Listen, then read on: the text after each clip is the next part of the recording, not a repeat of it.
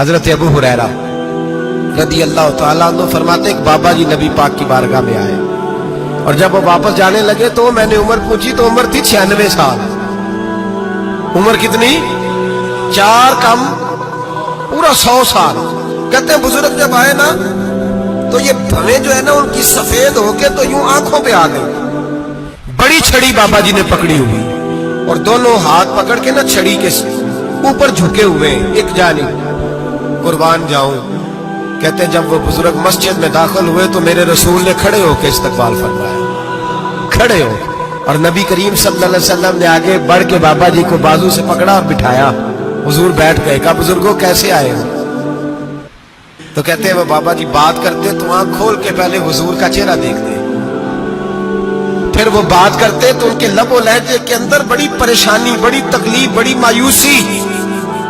عرض کرنے لگے یا رسول اللہ حضور زندگی ساری گناہوں میں بیت گئی ہے, حضور غلطیاں ہی غلطیاں, یاد ماضی عذاب ہے, یا رب چھین لے مجھ سے حافظہ میرا. اے اللہ کے رسول بڑی لمبی فہرست ہے, پاپ بھی پاپ ہے, کالے سیاہ دفتر ہے. یا رسول اللہ صلی اللہ علیہ وسلم جب پلٹ کے دیکھتا ہوں حضور مجھے نیکی دکھائی نہیں دیتی. حضور اس عمر میں آپ کا ایک صحابی ملا ہے, اس نے بات سمجھائی ہے تو تھوڑا خیال آیا ہے, لیکن یا رسول اللہ صلی اللہ علیہ وسلم اب میرا وجود بیکار ہو گیا ہے, حضور بوڑھا ہو گیا ہوں. توجہ ہے میری بات پر؟ 3 باتیں کہیں بزرگوں نے اور نرالی کہیں. کہنے لگے یا رسول اللہ صلی اللہ علیہ وسلم حضور اب تو میری کمر بھی سیدھی نہیں ہوتی کہ میں نماز ہی صحیح ادا کر سکوں, بوڑھا ہو گیا ہوں. یا رسول اللہ صلی اللہ علیہ وسلم اب میرے اندر طاقت نہیں کہ میں محنت مزدوری کر کے صدقے اور خیرات دے سکوں. یا رسول اللہ صلی اللہ علیہ وسلم اب میں تلوار لے کے جہاد بھی نہیں کر سکتا. حضور نہ میں لمبی نمازیں پڑھ سکتا ہوں, آقا نہ میں صدقات و خیرات دے سکتا ہوں, محبوبہ نہ میں دین کے لیے کوئی جہاد کر سکتا ہوں. بیکار وجود ہے, بیکار. بیکار وجود کو تو گھر والے برداشت نہیں کرتے, بچے دعا کرتے ہیں یا اللہ ابا جی کو پردہ دے دے, اماں کو پردہ دے دے. بیکار ہو گیا ہوں اور آج آیا ہوں تو مجھ بیکار کو میرا رب قبول کر لے گا. آج کلمہ پڑھوں تو بیکار ہوں, کسی کام کا نہیں, نہ نماز نہ صدقات نہ جہاد, قبول کر لے گا. حضرت ابو ہریرہ فرماتے ہیں جیسے برسات میں بارش کی جھڑی لگتی ہے یوں مصطفیٰ کی آنکھوں سے جھڑی لگ گئی. حضور کھل کے روئے, کھل کے.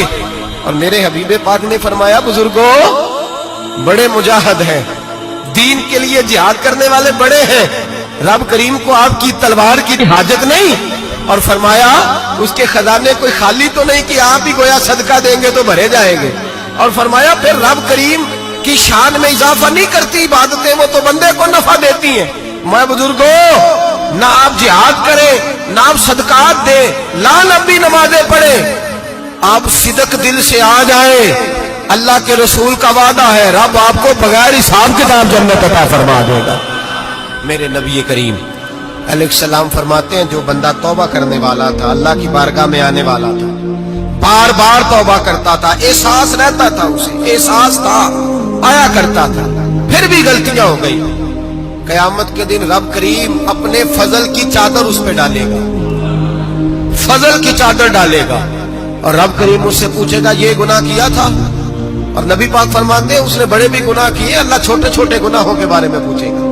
یہ غلطی کی تھی, یہ گناہ, بندہ ڈر رہا ہے, وہ کہہ رہا ہے پتہ نہیں سزا کیا ملے گی, کیونکہ دنیا میں بھی ڈرتا رہا, یہاں بھی ڈر رہا ہے. شرط یہ ہے کہ احساس والا ہو, آتا رہو. پھر بھی غلطیاں ہو گئی, خیال کرتا تھا, محنت کرتا تھا, نیک ہونے کی جدوجہد کرتا تھا, کوتاہیاں رہ گئی. یہ گناہ کیا تھا یا اللہ بھول گیا تھا, یہ گناہ کیا اللہ مجھ سے غلطی ہو, یہاں بھی کیا تھا یا اللہ غلطی ہو گئی.